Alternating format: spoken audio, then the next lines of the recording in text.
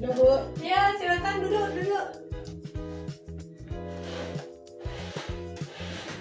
Oke, baik nak. Kalau boleh ibu tahu nama kamu siapa ya? Nama saya Dijamin Pasar Ibu Bu. Dari kelas? Dari kelas 10. Oke, baik Widya. Perkenalkan, nama saya Elizabeth.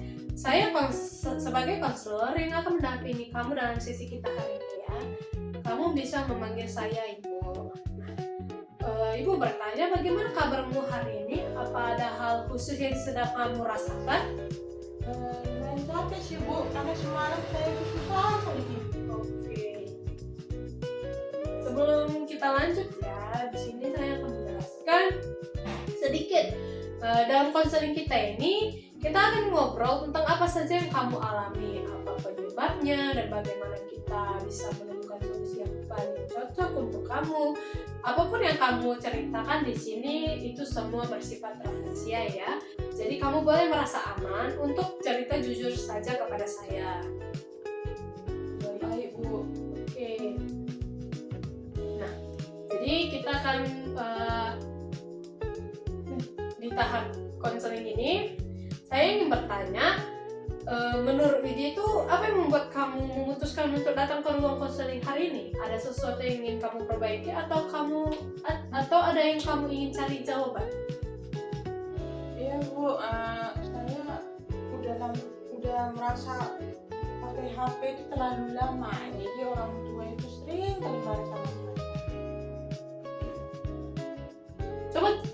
Coba ceritakan lebih jelas ya, bagaimana kebiasaan ini kamu memakai gadget akhir-akhir ini? Misalnya berapa lama biasanya dipakai, untuk apa, dan kapan waktunya? Saya sering kali, udah setiap hari sih Bu kalau main HP sampai 5 sampai 7 jam gitu lah Bu perkiraan.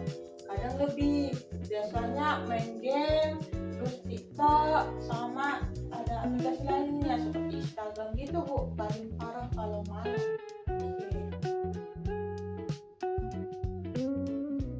Menurut kamu, apa yang membuat kamu begitu sering menggunakan gadget dalam waktu lama? Kalau sudah main game itu kan Bu, pengen kali rasanya lanjut terus ya. Kadang juga biar nggak kepikiran hal-hal yang membuat saya stres. Jadi HP itu seperti tempat kamu mengalihkan perasaan ya. Kalau boleh saya tanya lebih dalam, biasanya apa yang kamu rasakan sebelum kamu mulai main HP lama-lama? Misalnya bosan, merasa kesepian, atau merasa tekanan tugas yang banyak, atau ada hal lain? Biasanya sih karena stres ya Bu, karena tugas. Terus juga ada juga kadang kesepian, gak ada teman. Jadi ya HP itulah rasanya lebih tenang main HP. Baik Widya, saya mengerti banyak orang yang menggunakan HP itu memang sebagai bentuk pelarian ya ketika sedang tertekan gitu. Itu wajar, tapi kalau kita tidak dikontrol bisa memperkeruh kesehatan dan aktivitas kamu gitu. Kamu sendiri merasakan apa ketika terlalu lama main gadget? Misalnya di badan, emosi, atau pikiran? Kadang mata perih, terus juga kepala sakit. Terus kalau sudah kelamaan malah nyesel karena merasa buang-buang waktu. Baik, itu tanda tubuh kamu sudah memberi sinyal bahwa penggunaan gadgetmu itu perlu diatasi.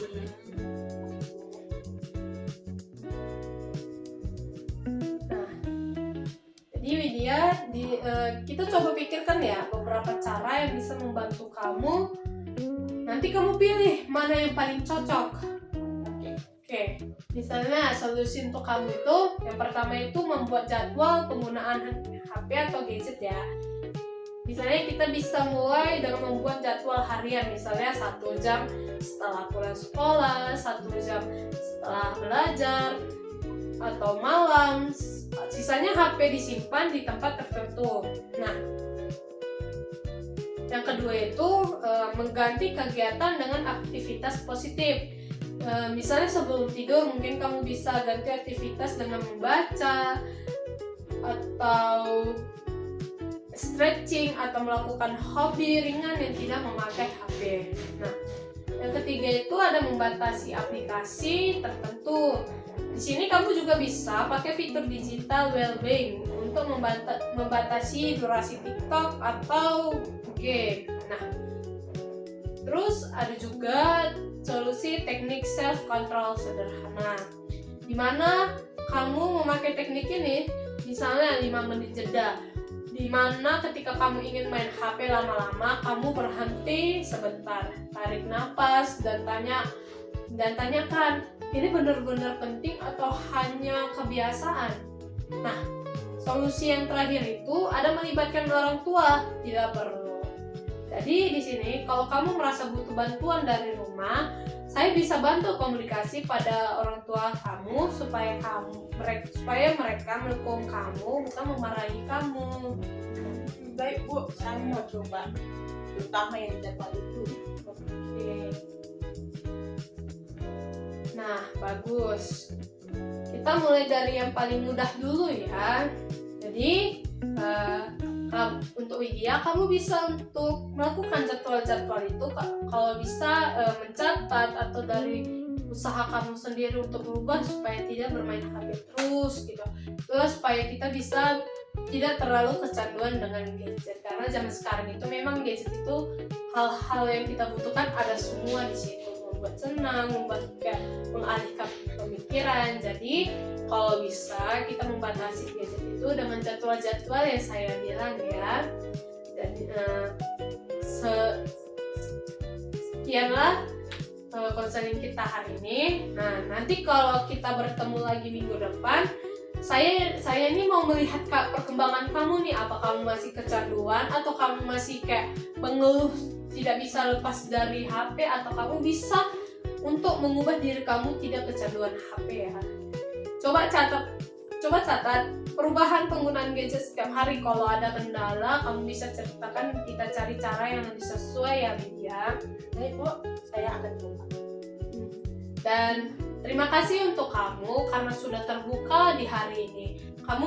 Semoga kamu bisa mendapatkan pelajaran yang di sesi konseling ini. Jangan hanya untuk kayak cuma mendengarkan tapi tidak diperbuat. Baik, semoga kamu merasa lebih baik dan lebih lega lagi. Kamu boleh menghubungi saya kapan saja kalau ada hal yang mendesak ya. Baik Bu, terima kasih ya Bu atas saran-sarannya. Terima kasih kembali karena kamu sudah terbuka kepada saya. Baik Bu, saya permisi dulu ya Bu. Terima Oke. kasih Bu. Nah.